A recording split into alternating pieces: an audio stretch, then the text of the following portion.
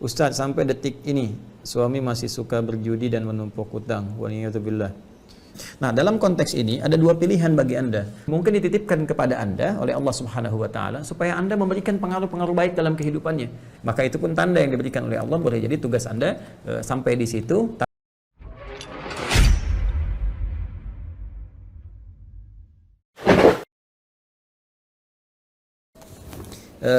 Kita beralih ke Instagram dari akun Fulana 21 ya, Fulana 21. Saya baca pakai bahasa Indonesia saja sebab kalau saya baca 21 nanti yang terbayang lain gitu ya. Assalamualaikum Ustaz. Waalaikumsalam warahmatullahi wabarakatuh. Semoga Ustaz keluarga selalu dalam lindungan Allah Subhanahu wa taala. Semoga Allah juga melindungi Anda lebih baik daripada apa yang Anda doakan kepada saya. Dan mohon doakan saya beserta anak-anak agar menjadi wanita-wanita yang salehah istiqamah di jalan Allah. Amin insyaallah. Semoga Allah kabulkan. Ustaz, sampai detik ini suami masih suka berjudi dan menumpuk hutang. Waliyadzubillah. Dalam situasi seperti ini, jika saya terus mempertahankan rumah tangga yang seperti ini, apakah ada peluang surga untuk saya? Atau justru akan banyak mudaratnya dan menambah tumpukan dosa suami karena terus menzalimi istri-istri dan anak-anaknya? Bahkan suami pun berpoligami serta untuk istri keduanya pun saya membiayai dengan usaha kecil-kecilan saya. Mohon jawaban Ustaz, jazakumullah khair. Baik, innalillahi wa inna ilaihi raji'un. Semua milik Allah Subhanahu wa taala dan semua akan kembali kepada Allah Subhanahu wa taala, termasuk mengembalikan segala ketentuan-ketentuan hukum dan kehidupan kepada Allah Subhanahu wa taala. Di kalimat innalillahi wa inna ilaihi raji'un ini jangan selalu disertakan dengan hal-hal yang sifatnya kematian atau duka cita ya dan sebagainya, tapi terkait dengan semua apa yang kita alami dalam kehidupan. Semua apa yang kita alami dalam hidup itu disebut musibah ya, ma'asabana, sesuatu yang menimpa kita sebagai ujian dari Allah Subhanahu wa taala untuk menguatkan kehidupan kita sekaligus memberikan nilai pahala dari proses kehidupan yang kita alami. Itu ada di Quran surah ke-2 Al-Baqarah di ayat 155, 156, 157 ya. Allah menyampaikan wala nabluwannakum bisyai'in minal khauf wal ju' wa naqsin minal amwal wal anfus wath thamarat wa basyiris sabirin. Ya, kemudian di ayat yang 156-nya alladzina idza asabathum musibah qalu inna lillahi wa inna ilaihi raji'un. Jaminannya ayat 157-nya ulaika alaihim salawatun min rabbihim wa rahmah wa ulaika humul muhtadun. Baik teman-teman sekalian, kata Allah, aku akan uji, semua manusia yang hidup akan diuji dengan beragam ujian kehidupan. Rasa khawatir, gitu kan, rasa takut, kemudian rasa lapar, persoalan di kehidupan rumah tangganya, dari mulai sakit sampai kehilangan jiwa, ujian pekerjaan, sampai ada hasil kerja keras yang dibawa oleh orang lain. Nah, kunci untuk menghadapi itu semua bersabar. Wa basyiris sabirin. Nah, bagaimana sabar itu? Alladzina idza asabathum musibah, yaitu orang-orang yang ketika mengalami apapun kehidupan, prosesi dalam kehidupannya, di rumah tangganya, pekerjaannya dan segalanya, pertama yang harus ia lakukan inna lillahi wa inna ilaihi raji'un. Sadarkan pada jiwanya, kuatkan pada dirinya bahwa semua ini Allah tetapkan. Ya, dan tidak mungkin Allah menetapkan segala sesuatu kecuali ada hikmah kebaikan bagi hambanya. Karena itu untuk mendapatinya wa ilaihi raji'un, kembalikan semua cara solusi mengatasinya kepada Allah Subhanahu wa taala. Nah, dalam rangka itu bagaimana kita mengembalikannya? Mari kita lihat. Nah, saudariku yang baik, pertama izinkan saya mendoakan semoga Allah memberikan hikmah yang terbaik dan meringankan segala ujian yang tengah Anda hadapi. Dan Allah tidak mungkin memberikan ujian pada seorang hamba kecuali dia mampu menjalaninya. Ingat, la yukallifullahu nafsan illa wus'aha. Enggak diujikan kepada orang lain, tapi kepada Anda karena Anda mampu. Ya, dengan kemampuan itu Anda menjalani, dan dengan menjalani itu ada pahala Allah berikan pada pekerjaannya. Ingat, pahala itu diberikan pada prosesnya, bukan hasilnya. Ya, seorang ibu merawat anak sehingga jadi direktur. Bukan saat jadi direktur ada pahala, tapi prosesnya dari awal sampai terus dia kemudian mendapatkan keberkahan si Allah Subhanahu wa taala.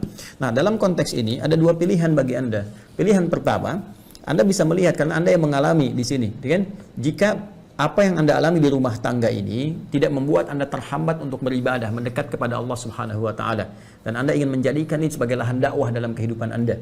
Ya, misalnya salat Anda tidak terganggu di sini, ya Anda bisa baca Al-Qur'an, Anda masih bisa mengikuti ta'lim. Lalu Anda ingin merubah tipikal suami, mungkin dititipkan kepada Anda oleh Allah Subhanahu wa taala supaya Anda memberikan pengaruh-pengaruh baik dalam kehidupannya. Anda bisa mendoakannya dengan lebih dekat, ya Anda bisa memberikan nasihat dengan cara-cara yang lembut. Anda bisa berdoa kepada Allah Subhanahu wa taala dengan mengatakan misalnya, ya Allah, aku bersyukur Engkau titipkan suamiku kepadaku dengan kondisi yang seperti ini, supaya aku bisa banyak berdoa, banyak bermohon. Ya Allah, ringankan hisabku di hari kiamat. Ya Allah, ringankan bebanku untuk saat ini, berikan aku kemampuan untuk mendakwahinya seperti sebagaimana Engkau telah titipkan kepadaku. Jadikan ia orang baik, ya Allah, kuatkan aku untuk bisa mendakwahinya. Ya, boleh jadi dengan titipan itu pahala terus diberikan. Itu kumpulan-kumpulan yang ingin Allah berikan kepada Anda.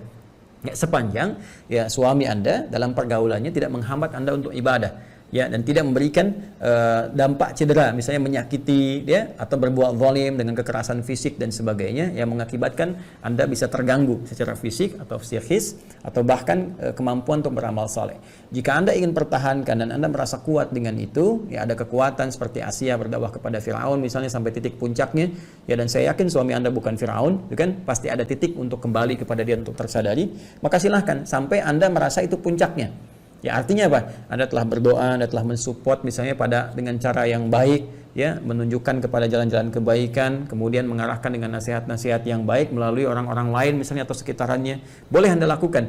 Ya, dan salah satu cara yang terbaiknya bisa Anda amalkan Quran surah keempat An-Nisa di ayat 35.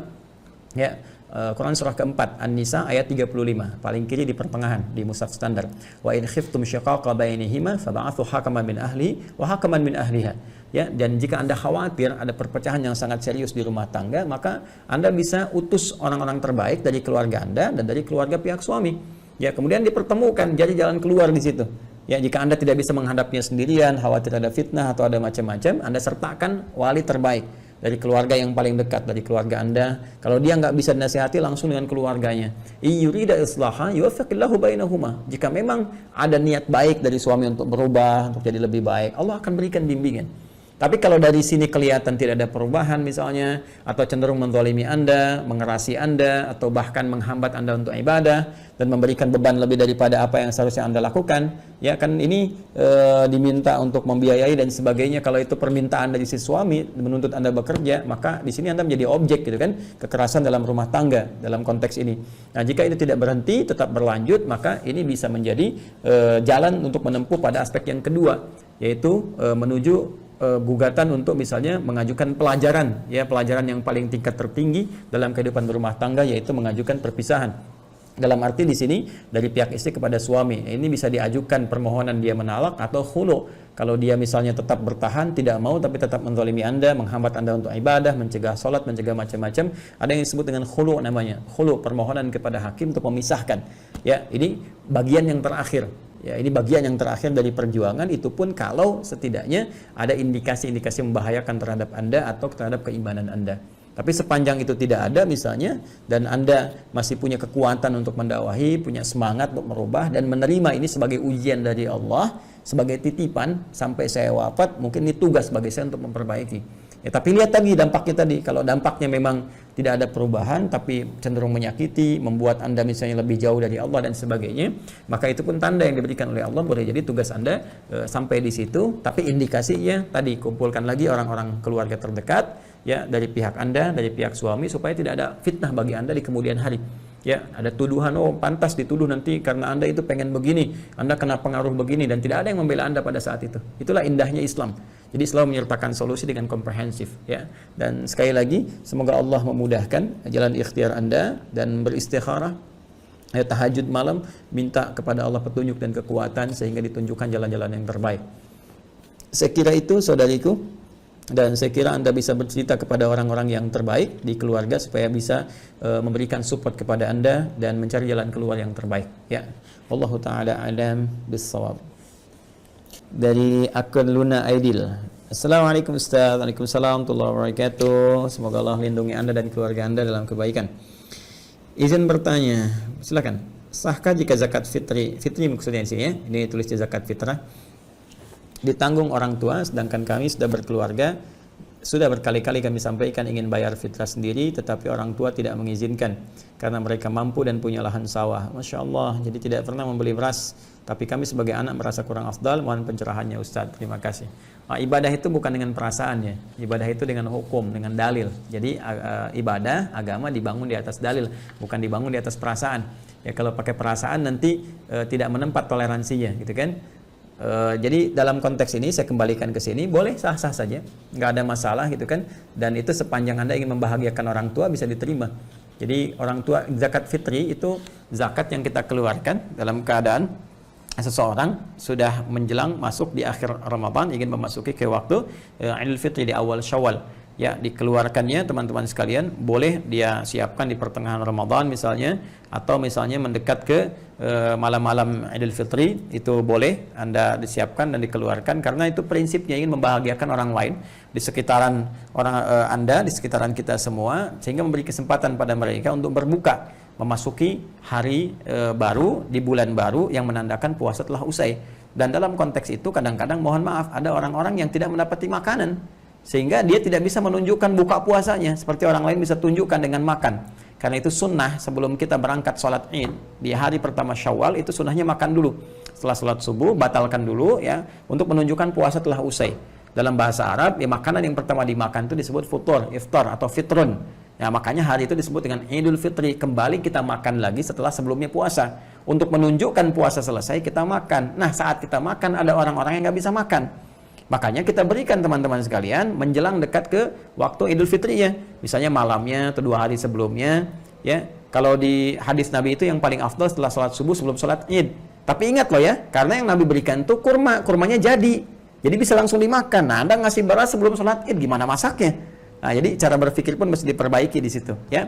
Jadi singkatnya boleh-boleh saja, sah-sah saja, dan di situ membahagiakan orang tua kita juga nggak ada masalah, terima aja, alhamdulillah. Ya, terima kasih kepada orang tua, semoga berkah semuanya dan kita supportkan. Apa yang lebih dari kita bisa gunakan untuk orang lain. Misalnya support kepada asisten rumah tangganya atau keluarga yang lain supaya dia juga punya kemampuan untuk bisa melakukan zakat fitrinya. Itu solusi terbaiknya.